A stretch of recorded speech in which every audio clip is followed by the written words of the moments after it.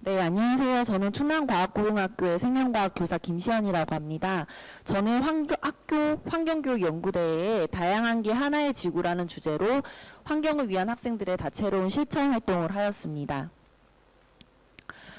일단 제가 연구하게 된 과정 목차 말씀드리면요. 일단 연구 계획에서 2022 개정 교육과정 환경교육 내용을 분석을 하였고요. 그리고 제가 기존에 수업했던 환경교육에서 보완할 점을 먼저 찾아보았습니다.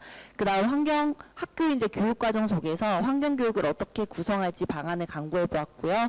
그리고 저희 학교 학생들의 특성을 분석해서 학생들의 특성에 맞는 그리고 학교 교육과정에 맞는 활동을 구성하려고 하였습니다. 그리고 구체적인 계획을 수립하게 되었는데요.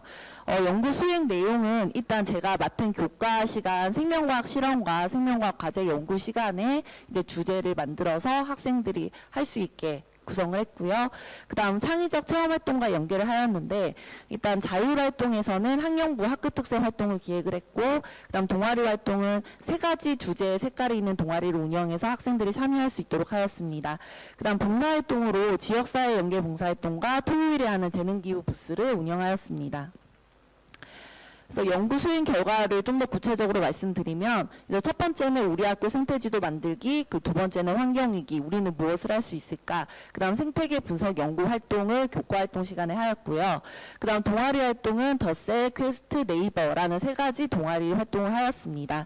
그 다음 환경 및 학급특생 활동에서는 환경개선 TF팀, 그 다음 세상을 바꾸는 산무 스피치, 그 다음 모두의 상생을 위한 컨퍼런스를 수행을 했고요. 그다음 봉사활동 주제로는 나만의 에코리움 꾸미기, 생물 다양성 탐구, 그다음 친환경 방향제와 친환경 비누 만들기 체험을 지역 연계 봉사활동으로 하였습니다.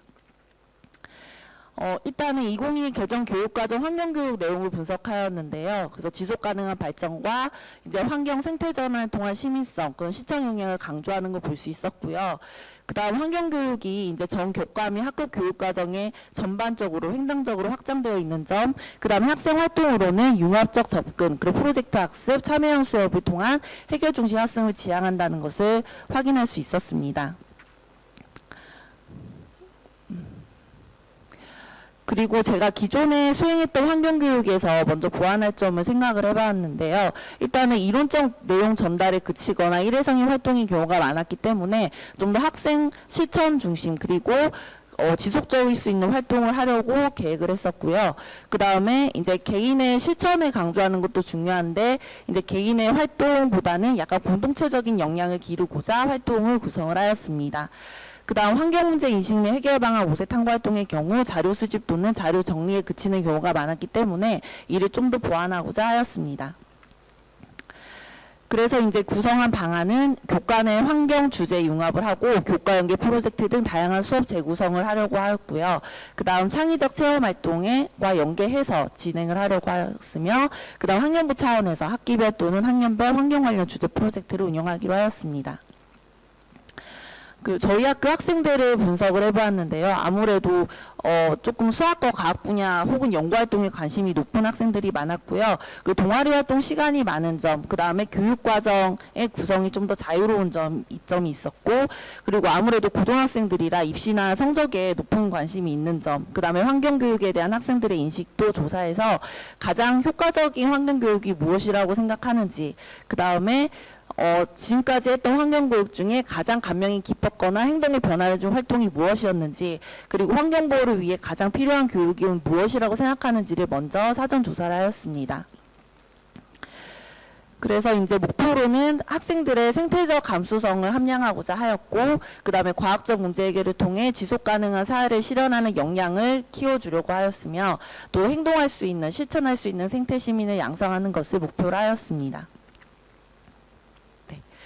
첫 번째 교과 활동은 이제 다른 학교에서도 많이 하시는 걸 텐데요. 저희 학교도 이제 학교 생태지도 만들기를 하였습니다.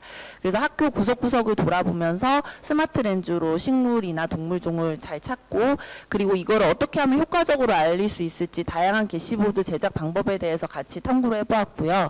그리고 아이네이처리스트라는 사이트에서 이제 다양한 생물 종에 대해서 하고 있는 그 사회적으로도 생물 다양성을 찾을 수 있는 방법들에 대해서 지도를 하였습니다. 그다음 두 번째 교과 활동에서는 환경위기 우리는 무엇을 할 수 있을까를 중심으로 하였고요. 일단 교과 내용으로는 생태전환, 그리고 탄소중립, 기후변화 대응, 환경소양 신장 등 제가 이제 학생들 중심으로 기본적인 개념을 먼저 수업을 하고 그 다음에 이런 환경위기의 주제를 탐색하는 방법 그리고 여러 가지 도구들을 활용해서 문제 해결 방안을 수립하는 방법을 지도한 다음에 학생들에게 활동 주제로 뭐 예를 들어서 생태 탐사를 했던 거를 좀 더 발전시킬 수 있는 방법이라던가 아니면 시급한 환경 문제를 도창적으로 해결할 수 있는 방안을 모색한다던가 그 외 캠페인 활동이나 뭐 초록 발자국 앱 등 다양한 그런 것들 활용할 수 있는 거에 대해서 주제를 제시하였습니다. 그래서 왼쪽에 보시면 이제 학생들이 한 탐구 주제들입니다. 그래서 다양한 사회 문제라던가 아니면 우리 학교에서의 우리가 좀 지켜야 할 환경 문제라던가 그런 것들에 대해서 다양한 활동을 했고요. 이제 구글을 통해서 이제 그 학생들이 자료를 올리고 공유하고 제가 또 피드백하는 그런 과정을 거치게 되었습니다. 여기서 보시면 이제 학생들이 예를 들어서 뭐 미세먼지와 그다음에 식물 종의 분포에 대한 연구라던가 그리고 실제로 학교 내에서 물고기와 식물을 공존하는 환경을 만들어서 지속 가능하게 이게 생태가 순환이 되는 그런 것도 만들어 보았고요. 학교에 나오는 급식을 분석을 해서 탄소 발자국을 계산을 해보고 어떻게 하면 이걸 좀 더 좋게 개선할 수 있을까 그런 방안에 대해서도 얘기를 해보았습니다. 그 다음에 세 번째 생태계 분석 연구 활동에서는 이제 어떻게 보면 생태 탐사를 통해 학교에 대해서 전반적인 생태를 분석을 하였고 그 안에서 여러 가지 그런 요소들이 어떻게 상호관계를 맺고 하고 있는지를 조금 더 이제 심층적으로 분석을 하려고 노력을 했고요. 그리고 학생들이 평소에는 잘 이렇게 쉽게 봤던 생물들이나 그런 것들이 영향을 주고받는 것을 통해 상호작용에 대해서 조금 더 인지하는 그런 태도를 보여주었습니다. 그 다음 제가 이제 이제 동아리 활동을 하는 거에 의해서 일단은 제가 생물 교사다 보니까 아무래도 미생물, 식물, 동물과 관련된 그런 연구 활동을 하는 팀들이 있었는데요. 조금 더 이제 에너지 개발 측면이나 아니면은 우리가 환경을 좀 더 보호하거나 아니면 개선하는 방법에 대해 어떤 연구를 할 수 있을까를 중심으로 주제를 생각을 했었는데요. 그래서 녹조에 관한 친환경적인 해결 탐구라던가 아니면 이끼를 활용한 도심블록 포장 도로의 녹지화 또는 효과적인 식생 복원을 위해 시드볼을 제작하는 그런 연구를 수행하였습니다. 그 다음 두 번째는 조금 더 학생들이 전문가 그룹별 전문가 연구 활동을 공유하고 또 이 안에서 좀 더 환경에 도움을 줄 수 있는 개선 방법에 대해서 연구를 하고자 하였는데요. 그래서 총 7개의 그룹의 전문가 집단 어떤 특정 분야를 좋아하거나 잘하는 학생들을 구성을 해서 이 학생들이 서로 연구를 주고받고 그 다음에 조언을 할 수 있는 그래서 서로를 이렇게 피드백을 해줄 수 있는 그런 동아리 활동을 진행하였습니다. 여기 보시면 학생들이 한 활동들이고요.